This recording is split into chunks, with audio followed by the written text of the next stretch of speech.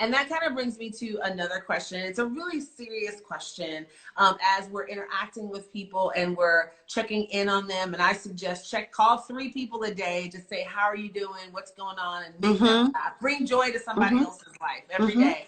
But how do I know if either for myself or for someone else, the stress has gotten, it has gone too far?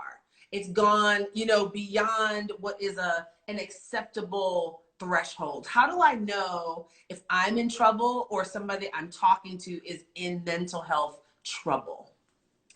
Okay, so that's a very, very good question. And if you're not a professional, sometimes it's hard to know. And this is why sometimes people who are really close to people sometimes go, I didn't see that coming, or I didn't realize they were depressed. And I've seen that with family members, with people who live in my house, and you see them every day, and somehow, you notice a difference, but because you're just caught up in your everyday, one day when they say, I'm feeling depressed, and then you go, oh, that makes sense, right? Like everything suddenly makes sense, but in the moment you didn't see it. So what I say to people is, if you see anyone who starts feeling really overwhelmed, if they're feeling like, I can't handle this, I can't manage this, I need a break, the kids are driving me crazy, my husband and I weren't getting along before, now we're really not getting along, or I live alone and I haven't touched another person for a long time. And people don't realize that human beings need touch. We all know about the little experiment with the baby and the wire monkey, and how the monkey will just go to a stuffed toy.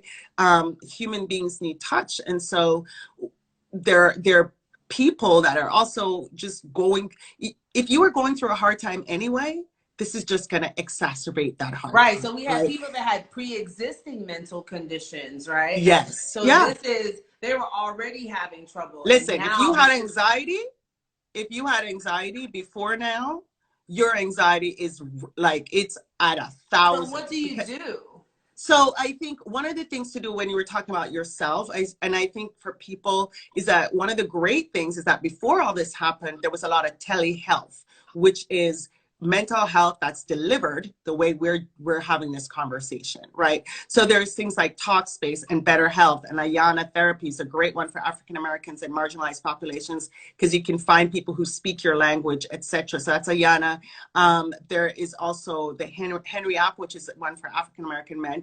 But Talkspace and Better Health, these are all platforms where you can go online, so you can get text therapy, you can get voice, and you can get video, and they have different price points. So I think, you don't have to get the full, there's like an unlimited plan, but you can just get the text where you are reaching out to a professional who can understand your symptoms and help you along. For family members or friends, what you want to do is check in regularly. One of the things when I was talking about planning and schedule is to schedule a call.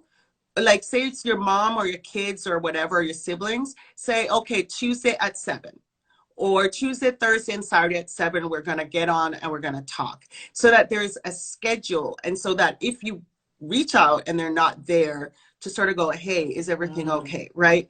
And so checking in is really good. And if you hear that sort of emotional exhaustion, then maybe refer them, talk them through that moment, offer them the suicide hotline.